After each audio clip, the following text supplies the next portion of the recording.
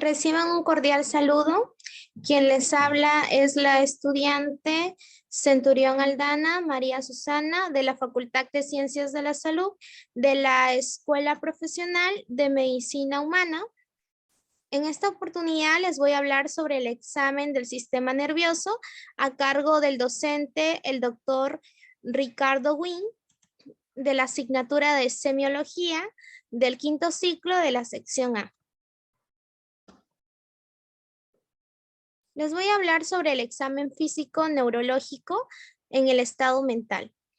A nivel de la conciencia, esta tiene que ser adecuada a la percepción del ambiente y del paciente en sí mismo, en donde va a haber lo que es el sustrato anatomofisiológico de la conciencia, que va a ser aquella interacción funcional entre una corteza cerebral íntegra y el sistema reticular activador ascendente. También tenemos que dentro de la conciencia, esta adecuada percepción del ambiente, tenemos el contenido.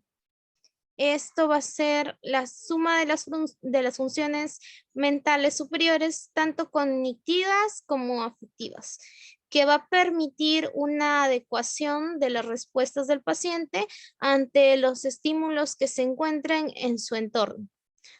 También va a haber una localización anatómica que va a ser córtico-subcortical. A nivel de la conciencia, tenemos que va a estar dada por el grado de alerta del paciente o al despertar que tenga el paciente, ¿no? En caso de haber sufrido un accidente. También tenemos que la capacidad para reaccionar o ser estimulado también va a ser algo que va a medir el nivel de conciencia que tenga el paciente.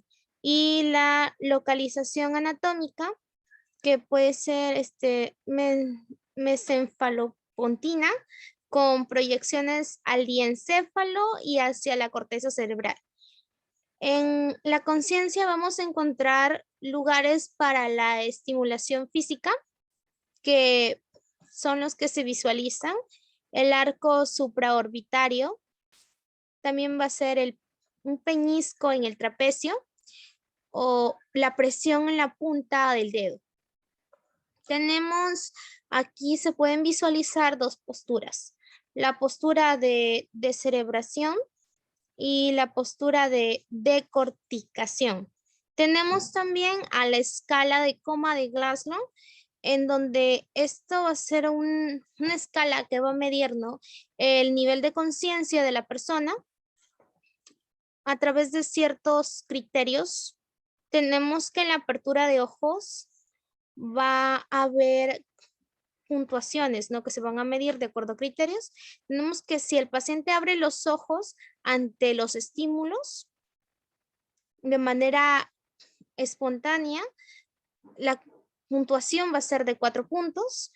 Si el paciente al aperturar los ojos lo hace tras decir, ¿no?, o gritar la orden al sonido, esta puntuación va a ser de 3 puntos. Tras estímulos en la punta del dedo, a la presión, si abre los ojos, va a ser de 2 puntos. Si no abre los ojos y si no hay factor que interfiera para que el paciente aperture sus ojos, no hay ninguna respuesta ante el estímulo, entonces la puntuación de acuerdo a la escala de coma de Glasgow va a ser de 1 punto. También tenemos a la respuesta verbal, que da correctamente, ¿no?, el nombre, el lugar y la fecha. Entonces vamos a hacer que el paciente se encuentre orientado y la puntuación va a ser de 5. Si el paciente no está orientado, pero se comunica de manera coherente y se encuentra en un estado de confusión, su puntuación va a ser de 4. Si el paciente dice palabras sueltas, entonces va a tener 3 puntos de acuerdo a la escala de Glasgow. Si solo dice gemidos o quejidos y es perceptible a los sonidos, va a tener 2 puntos, y mientras que si no oye ninguna respuesta y no hay un factor que interfiera, va a tener 1 punto.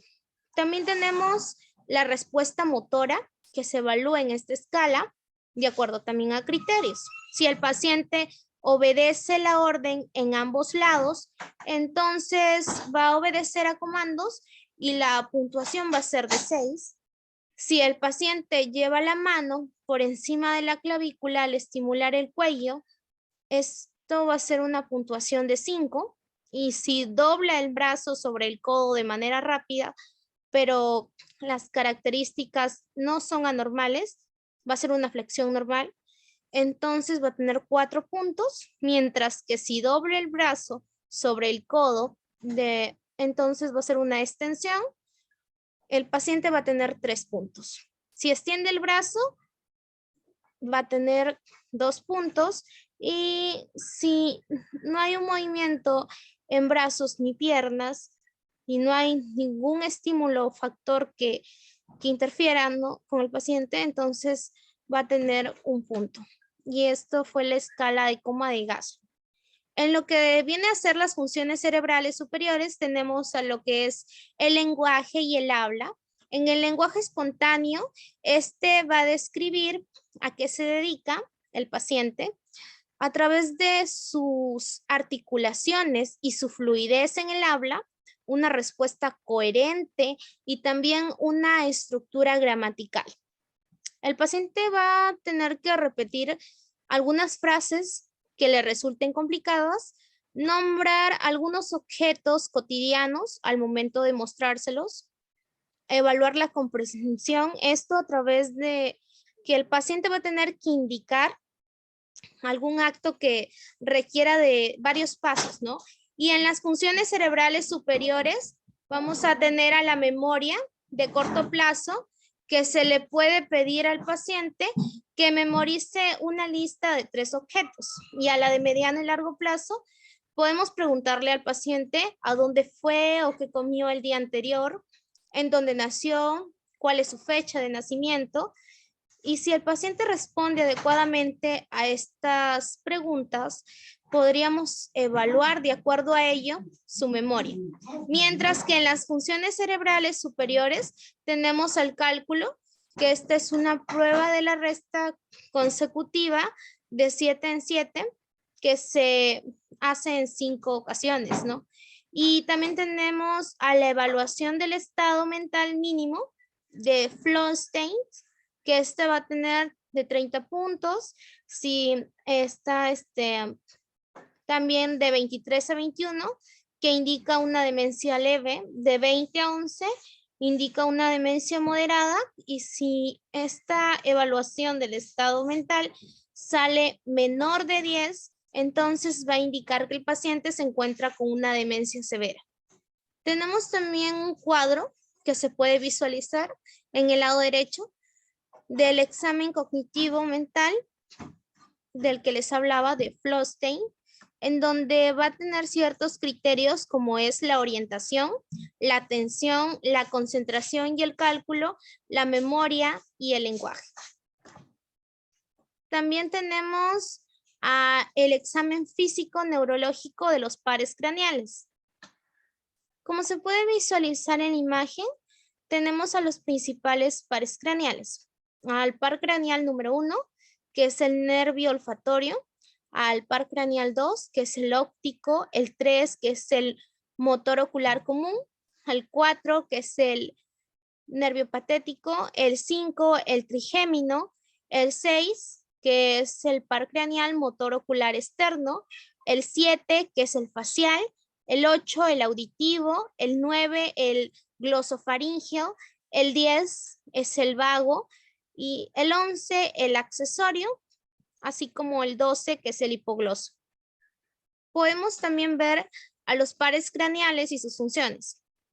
En el primer par craneal, que es el par olfatorio, este va a tener principalmente una respuesta sensitiva, que su función va a ser la recepción e interpretación del olfato, mientras que en el segundo par craneal, que es el óptico, su función va a ser sensitiva también y va a tener una agudeza visual y se va a encargar de los campos visuales. El tercer par craneal, que es el oculomotor, va a tener 2 tipos de funciones.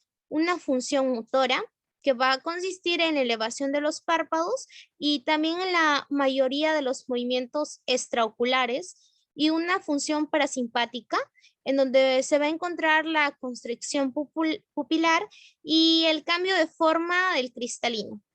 En el cuarto par craneal está el troclear, que va a tener una función motora en el movimiento del ojo hacia abajo y hacia adentro. También tenemos el quinto par craneal, que es el trigémino, en donde va a tener la apertura y el cierre de la mandíbula. A nivel de la función sensitiva, va a tener una sensibilidad de la córnea, del iris y de las glándulas lagrimales, también de la conjuntiva, de los párpados, de la frente, de la nariz, de las mucosas nasales y también de los dientes, así como de la lengua, del oído y de la piel facial. A nivel de lo que viene a ser el sexto par craneal, que es el abducen, tenemos a lo que viene a ser una función motora con el movimiento ocular lateral. En el séptimo par craneal, que es el facial, tenemos a nivel de su función motor un movimiento de los músculos de la expresión facial, una función sensitiva, donde va a estar un gusto de los 2/3 anteriores de la lengua y una sensibilidad de la faringe, y a nivel parasimpático, una secreción tanto de la saliva como de las lágrimas. En el octavo par craneal tenemos una función sensitiva con la audición, una función también en el glosofaringio, que es el noveno par craneal motora, con los músculos voluntarios de la deglución, función sensitiva con la sensibilidad de la nasofaringe, un reflejo nauseoso y el gusto también del tercio posterior de la lengua. En la función parasimpática está la secreción de las glándulas salivales. En la función motora, a los músculos voluntarios de la fonación, que están lo que viene a ser los sonidos guturales del habla y la deglución. En el par craneal número 10, que es el vago, tenemos a la función sensitiva, donde va a estar la sensibilidad detrás de la oreja y la parte del conducto auditivo externo. Y en la función parasimpática está la secreción de las enzimas digestivas, el peristaltismo, el reflejo carotídeo y la acción involuntaria del corazón, de los pulmones y del aparato digestivo. En el par craneal 11, o también llamado espinal accesorio, este va a tener una función motora con el giro de la cabeza, que va a encoger los hombros y algunas acciones para la fonación. En el par craneal número 12 vamos a tener una función motora que también se va a encargar de lo que viene a ser el movimiento de la lengua para la articulación de los sonidos del habla y también de la deglución. Tenemos también el reflejo fotomotor, que se puede visualizar en imagen. Este se da cuando un rayo de luz ilumina la retina, determinado por una constricción de la pupila en el ojo en el cual se proyecta esa luz.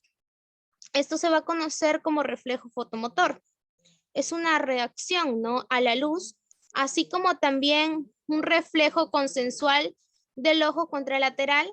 Las vías sensoriales iniciales que parecen a las descritas para la visión, las vías divergentes en el mesencéfalo, en los impulsos de transmisión por el nervio oculomotor, también hasta los músculos constrictores del iris de cada ojo. Tenemos también el papiledema pronunciado, que se puede visualizar en esta imagen, en donde está la pérdida de definición de los bordes de la papila, inicialmente en las partes tanto superior como inferior, luego nasal y temporal. También están los vasos centrales desplazados hacia adelante con intensa dilatación venosa, en donde no se ven pulsaciones venosas ni pueden introducirse ejerciendo presión sobre el ojo, y puede haber hemorragias venosas, como se puede visualizar en la imagen, ¿no? También tenemos la exploración del ojo, que se puede visualizar que se está realizando el paciente, así como también tenemos acá la mácula, la arteria y a la vena, junto al nervio óptico, que este es la imagen de del ojo derecho, y están presentes las estructuras fundamentales del fondo de ojo. Tenemos también la descripción de diferentes anomalías pupilares. Está la miosis, la midriasis, la falta de respuesta a la iluminación y la pupila de Argyll-Robertson, con sus respectivos factores implicados.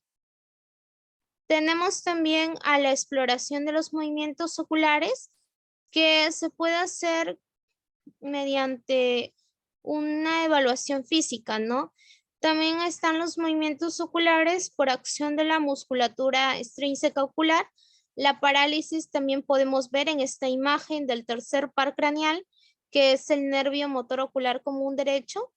Aquí se va a observar lo que es básicamente una desviación del ojo del mismo lado hacia afuera, y también va a haber una midriasis que se va a encontrar presente, mientras que en esta segunda imagen va a haber una parálisis del sexto par craneal del nervio motor ocular externo derecho, en donde se va a poder visualizar una imposibilidad de girar el ojo hacia dicho lado cuando se solicite mirar al paciente hacia la derecha.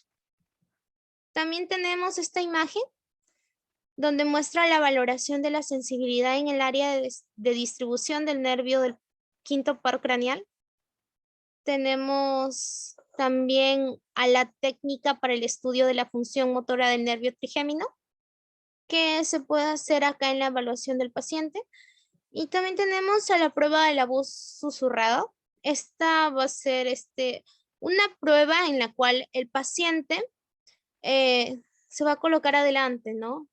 Y luego tenemos que colocarnos detrás del paciente, empezar situando su boca nuestra boca hacia un aproximado de 15 centímetros del oído del paciente. Luego tenemos que la audición que emitamos en el oído, tenemos que hacerlo en el otro oído mediante frotamiento, ¿no? Del trago.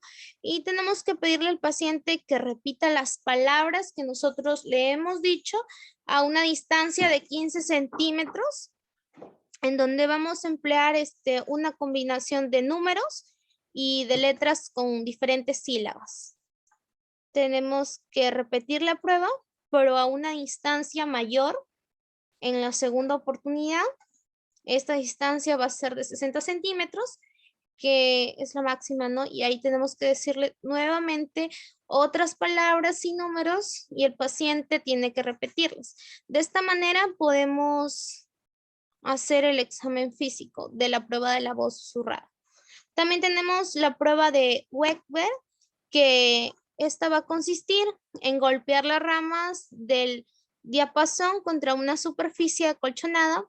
Para hacer que vibre, vamos a colocar la base de este diapasón que vibra en la mitad de la frente del paciente y vamos a preguntarle al paciente en dónde es que él puede oír ese sonido.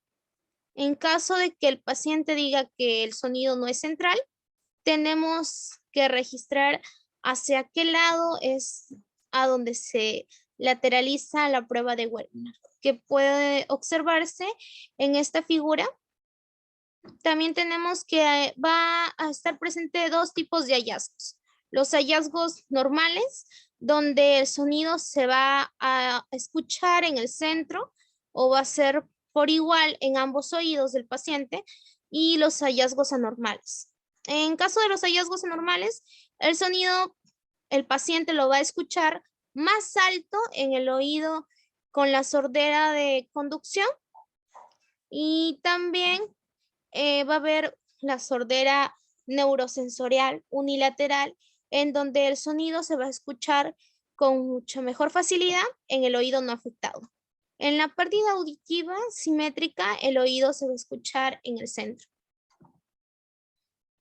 El sonido, ¿no? El sonido se va a escuchar en el centro. Y también tenemos que en esta figura se va a ver la exploración del músculo trapecio, que es el 11º par craneal. tenemos que las flechas que se muestran indican el sentido de la fuerza que ejerce el médico mientras el paciente levanta los hombros. Y en la segunda imagen tenemos una exploración, pero de la fuerza del músculo esternocleidomastoideo, que viene siendo el 11º par craneal. En este caso, el paciente va a girar la cabeza hacia la derecha contra resistencia. Esto gracias a la contracción del músculo esternocleidomastoideo del lado contrario izquierdo. También tenemos otra figura, que es la tercera imagen, en donde se puede observar una parálisis del 12º par craneal, que es el nervio hipogloso. En este caso es el derecho, ya que al sacar la lengua se va a generar una desviación de esta, ¿no? Hacia el mismo lado de la lesión. También tenemos el procedimiento para la exploración de los pares craneales. Está el procedimiento para el par craneal 1, el olfatorio, donde va a explorar la capacidad para identificar olores, ya sean familiares en una nariz con los ojos cerrados del paciente. En el par craneal 2, que es el óptico, se va a explorar básicamente lo que es la visión lejana y cercana. Y en el tercer par craneal, que es el oculomotor, va a haber una exploración de los campos visuales por confrontación y la extinción de la visión. En el cuarto y el sexto par craneal se va a inspeccionar los párpados para ver si se encuentran caídos, y también se va a inspeccionar el tamaño de las pupilas para ver si estas son simétricas, es decir, si son iguales y si tienen una respuesta directa y consensual a la luz. También se va a explorar los movimientos oculares extraoculares. En el quinto par craneal, en el trigémino, va a haber una inspección de la cara para ver si existe en la cara una atrofia muscular o temblores. Se van a palpar los músculos de la mandíbula para apreciar el tono y la fuerza cuando el paciente aprieta los dientes, y también va a haber una exploración de la sensibilidad al dolor y al tacto superficial en cada rama, y además de la exploración al reflejo corneal. En el séptimo par craneal, que es el facial, va a haber una inspección de la simetría de los rasgos faciales con diferentes expresiones. Al sonreír, al fruncir el ceño, al arrugar la frente, y también va a haber una exploración de la capacidad para identificar los sabores, ya sea un sabor dulce o salado en ambos lados de la lengua, en cada lado, ¿no? Y también va a haber un procedimiento de exploración para el par craneal 8, que es el acústico, donde se va a explorar el sentido de la audición con pruebas de cibrados, susurrando o mediante audiometría. También se va a explorar la laterización del sonido. Está el noveno par craneal y el 10º, que es el glosofaringeo y el vago, en donde se va a hacer una exploración de la capacidad para identificar sabores ácidos y amargos en cada lado respectivo de la lengua. También se va a explorar el reflejo nauseoso y la capacidad para tragar, así como la inspección del paladar y la úvula para ver si son simétricas, es decir, si tienen, si son iguales en ambos lados, con los sonidos del habla y del reflejo nauseoso. También se tiene que observar si existe dificultad para tragar. En lo que viene a ser el par craneal 11, que es el espinal accesorio, se va a explorar lo que es la fuerza del músculo trapecio y del músculo esternocleidomastoideo. Y en el par craneal 12, que es el hipogloso, se va a inspeccionar la lengua dentro de la boca y al protuirla en busca de una simetría, temblores o de atrofia.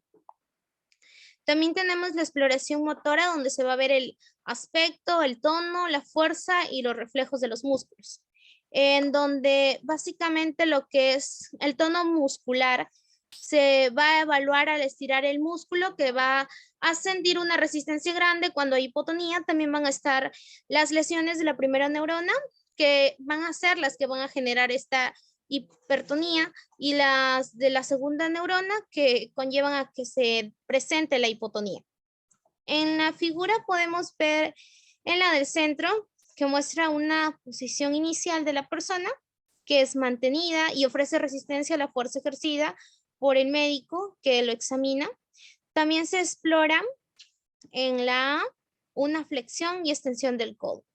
En la B tenemos que va a haber una rotación del brazo. En la C, una flexión y extensión del codo. En la D, una supinación y extensión del antebrazo. Y en la figura E, una flexión y extensión de la muñeca. Tenemos también otra figura que muestra la exploración de los músculos. En la figura A y B de los músculos del cinturón pelviano, tenemos la figura C, donde va a estar el psoas ilíaco, donde la persona va a elevar la pierna extendida contra la presión que ejerce el sentido contrario a la de la persona que le está examinando. Y en la figura D están los músculos aductores del muslo. Tenemos también ciertas alteraciones como la monoparesia, en donde esta solo va a afectar por lo general un miembro del brazo. También tenemos la paraparesia, que afecta a ambas piernas, a ambos miembros inferiores. La hemiplegia, que se da en un solo lado del cuerpo afectado, donde se produce la lesión, ¿no? Y también tenemos la tetraparesia, que afecta a los 4 miembros, es decir, tanto los 2 miembros superiores como los 2 miembros inferiores. Tenemos la fuerza muscular, que esta va a ser los movimientos activos en primera instancia en contra de la gravedad y luego en contra de una resistencia impuesta por el médico. Tenemos en la imagen que se presenta una evaluación de la fuerza muscular, donde va a haber una flexión del codo contra una fuerza contraria. También tenemos una comparación entre el lado izquierdo y el lado derecho del paciente, palpando el músculo de la persona que lo está explorando, no del médico, que esto viene a ser lo que es una contracción muscular. Eso sería todo. Muchas gracias.